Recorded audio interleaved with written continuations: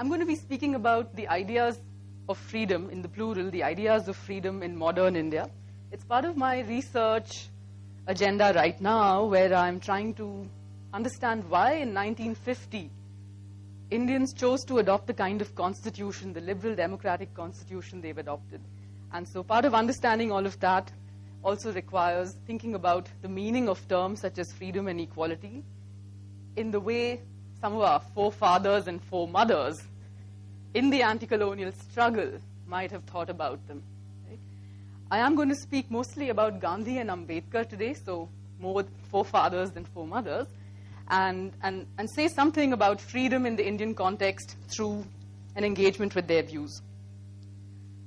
So some influential Indian political theorists in the present have claimed that the discourses of freedom in modern India have tended to focus very little on the theme of individual freedom, of ordinary freedoms for ordinary persons. These theorists claim that most talk about freedom in modern India has been in terms of collective freedom, such as that from colonial rule. So think about Swaraj and articulations of that being persons or groups as birthrights.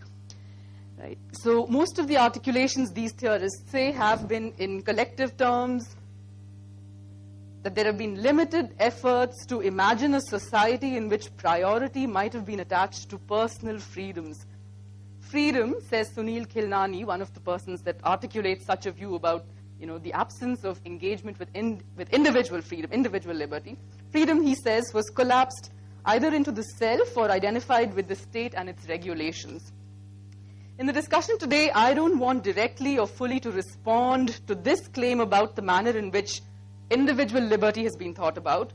What I want to do instead, and more basically, is ask a question, which is, how has freedom been thought of in modern India? Right? So from a reading of the articulations about freedom advanced by key figures in the anti-colonial struggle, it seems tempting to say that there are two broad camps in discussions about freedom in India, in modern India. One camp, which I think talks about freedom in terms of the law of love, is expressed in the thought of Mohandas Gandhi.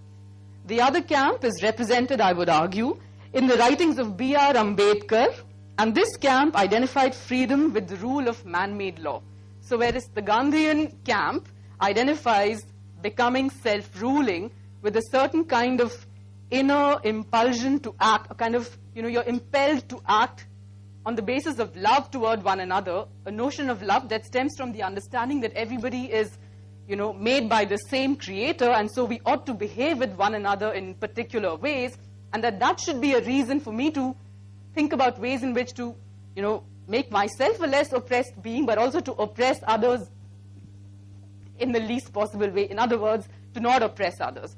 Right? So the Gandhian idea, I think, is the law of love, or the rule by the law of love to obtain to a state of freedom, whereas the other camp, and there can be different thinkers who can belong in these camps, but I'm picking up in these two different camps, but I'm picking up two representative figures for the sake of time and clarity, perhaps.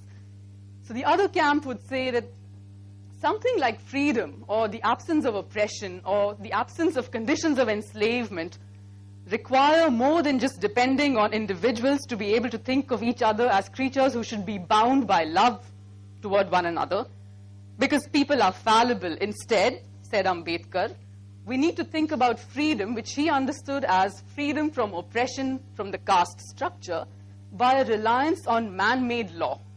Right? So that's the other camp that I'm talking about as well. And what I'm going to start doing now is begin with an understanding of the first, which is Gandhi.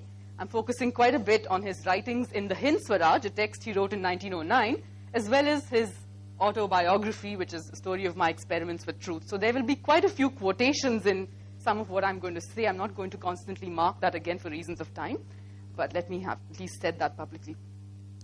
So I'll begin this exercise with a close reading of the Hind Swaraj to garner the different senses of freedom that might be at play in the text. As we will see, Gandhi relied quite a bit on the idea of slavery to denote the absence of freedom. This is something that's noticeable in other evocations about freedom as well. Think about Mahatma Phule, who wrote an entire text called Gulamgiri, right? So which was about slavery of the non-Brahminical set of people by the Brahminical order So to think about freedom as the absence of slavery, I'm suggesting, appears to have been some kind of a common trope in those times, right? I don't know whether we still think about it only as absence of slavery, but it certainly was in the minds of Phule and in Gandhi's thinking when he writes about Swaraj. Right? So in delineating the different senses in which Gandhi thought persons can be enslaved, I want mainly to note, particularly from the point of view of the enslaved or the oppressed or the dominated, the prioritization of the idea that freedom consists in the capacity to self-rule and to generate the resources for self-rule regardless of the social political environment at hand. That is a pretty key idea in Gandhi's notion of freedom, which is that the oppressed or the victim of injustice, or someone who thinks she or he is not in a state of self-ruling capacities, has within that person's own self the wherewithal to actually resist those various forms of oppression, whether they are oppressions in the form of the inability to control one's own passions and to not let the will dominate over, let's say, desires, or whether that source of oppression is coming from the outside, be it the colonial structure of injustice, or be it the caste structure which itself perpetuates various forms of injustice. So for Gandhi, a victim of any form of injustice will have to work from within and can always work from within to do what's necessary to bring about change, in such a way that eventually, when he thinks about what the independent Indian state should have looked like, he wasn't really in favor of a centralized state, nor was he in favor of the idea that law should tell people what they should do to behave like free beings vis-a-vis one another and their own selves. Right? Instead, what he would suggest, as I think should become clearer when I say a little bit more about Gandhi, is that through a reliance on one's own inner resources, through a realization and an act on the realization that we are creatures of God, and that kind of status requires for us to behave well with one another, that kind of morality should come from within. Nobody from outside should tell me this is the best way to be with fellow citizens or fellow persons in one society. I should be ruling myself from within. I should be Swarajist. I should be self-ruling. And I don't need to rely on the law to tell me that this is not allowed. You can't do this to your neighbor. I should be in a kind of, roughly anarchist sense, self-ruling, and I don't need an external structure to tell me how to live the best possible life, right? So what else do we see about Gandhi and freedom? He tended to associate a lot of the unfreedoms he saw in India in 1909 with a kind of problem that afflicts Western civilization, and some of those problems of Western civilization have now entered the Indian domain because of the colonial encounter. So he says in the Hind Swaraj, those alone who have been affected by Western civilization have become enslaved. In his direct indictment of Western civilization, he refers to the distinctive state of slavery to which it has reduced persons. Whereas persons earlier became slaves forcibly, say through conquest, they were now, in conditions of Western modernity, enslaved by temptations of money and of the luxuries that money can buy. Gandhi tells us that Western civilization took note neither of morality nor of religion. True civilization, on the other hand, he said, is that mode of conduct which points out to man the path of duty. Performance of duty and observance of morality are convertible terms. To observe morality is to attain mastery over our mind and our passions. That was a quotation from Gandhi, which I think, again, quite succinctly sums up what he thought freedom or becoming free or being civilized and, being in a certain state of self-possession and self-mastery, which would be equated with civilization, would then in turn be equated with acting dutifully, acting morally, which again is acting in a way where you're aware of your status, as I said earlier, as a creature made by the same creator. Right? So we are enslaved or we are unfree to the extent that we do not perform our duty or observe morality. That is, we can be said to be in a state of enslavement if we have not yet attained mastery over our mind and our passions, which is why in 1947 Gandhi may not have thought we are truly free. We might have got what he thinks of as parliamentary Swaraj, but to be self-ruling, he says, every Indian person, without being forced by anyone else, will have to try and become Swarajist. Not actually try, will have to become self-ruling in the sense just mentioned. There is a lot that can be said about Gandhi and his animus toward lawyers and doctors. You know, I would argue, and I think others would argue as well, that his reticence toward the legal profession and the medical profession in the way they evolved in modern times was related partly because people went to a doctor, for example, to cure a malady, and the doctor would be prescribing a medicine which doesn't really go to the root cause of why someone is suffering from something. And for Gandhi, if you go to get yourself cured, you're depending on a medicine which is not really asking you to figure out why you really fell ill. Right? It could be that you have an excess desire for a particular kind of food, or maybe your lifestyle is such that you're giving into the desire to make much more money and therefore not resting enough, and that's leading to stress, so on and so forth. So a doctor may tell you about stress, but will give you stress control devices without asking you to rely on your own self to become, a less unwell person. So the dependence on this external kind of professional medicine for him is a sign again of our unfreedom. This reliance on an external body to become our full selves is for him detrimental to the pursuit of freedom. And so I think that's the way in which he's critical of. I haven't finished yet, but I don't know if this is something that deserves a clap. In any case, let me continue. A couple of other things before we quickly move on to Ambedkar, because I noticed there's about 7 minutes left or 6.5 minutes left, is that for Gandhi, even these individuals who have to become self-ruling without being told how to be from an external source, there is a kind of inner discipline that still has to be inculcated, which is to say that how do I become a Swarajist individual? How do I practice Satya and Ahimsa, which for him are the instruments through which I become a Swarajist person? How do I become that kind of person? And Gandhi realizes it's not easy. He says that, we're not habitually inclined to behaving in free ways. We have to learn that. We have to discipline ourselves. And for example, he stresses quite a lot the importance of vows, of taking promises and telling yourself that you will not do something, so that even when I'm trying to be free without reliance on an external body of laws telling me what I should do vis-a-vis one another, I'm still giving to my own self a law from inside through, for example, taking a vow. So that's something I'd like for us to remember as we go into the discussion on Ambedkar, who I think represents another camp about ideas on freedom in modern India.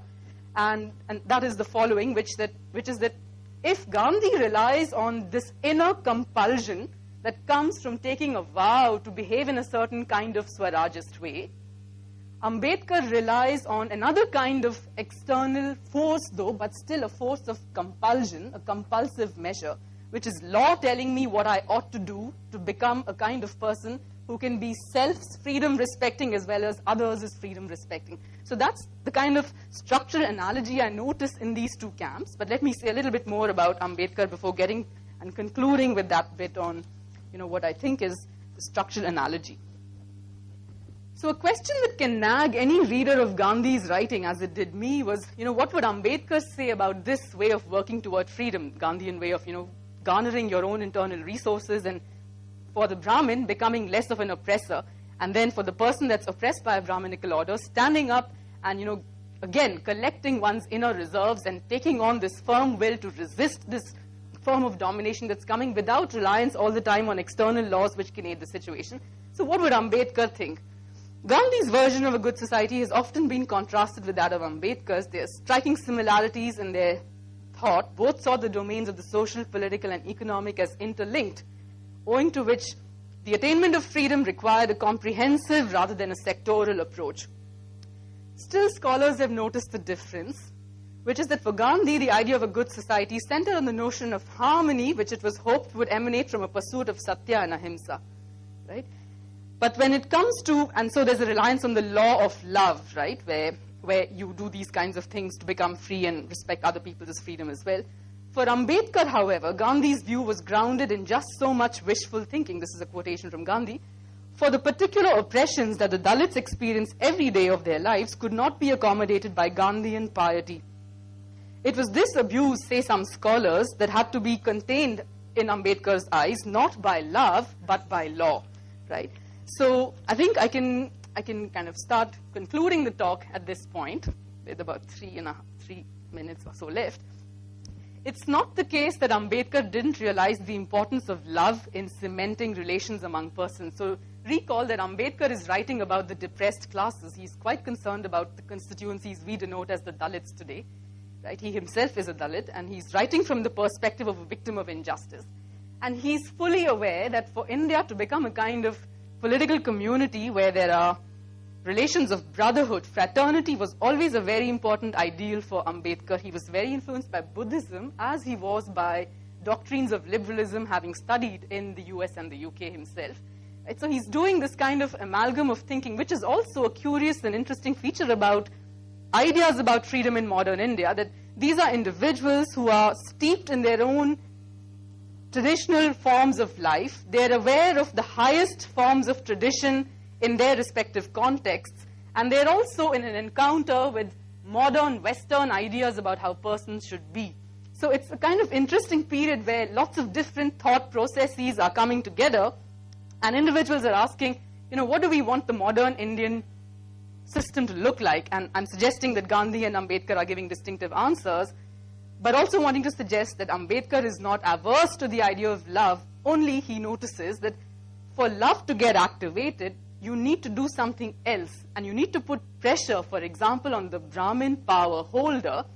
Only an externally oppressive law is going to force a Brahmin to reconsider his or her position of power, because Ambedkar realizes that human beings, when they enjoy power, find it very difficult to give it up. And that fallibility of human nature, which Gandhi does not stress as much as Ambedkar does, leads Ambedkar to realize that unless you shake the power holder somehow, put some compulsive measure. Notice Gandhi wanted us to take our own individual vows and change the system. But Ambedkar thinks we are fallible, way too fallible to rely on just human nature and our fallibilities. Instead, you need to have something like law from the outside. Thus, his great faith in structures of the state, in something like the Constitution, in devices of representation. So much time spent by him on, what kind of electorates does this country need? Do we need separate electorates for, the scheduled castes and scheduled tribes as they're now denoted? So, just again to point out that for him, for freedom as a state where persons and groups can be free from systematic domination, it's not enough to rely on just love, which is important. So today he would say that, don't think reservations will solve the problem. You still need something to be done to sustain certain relations of solidarity and fraternity among different Indian groups and people. But the law plays an important role in enabling, the externally generated law plays a certain kind of role which Gandhi's reliance on the law of love cannot, even though they both share, as I said, that notion of compulsion to get freedom to go.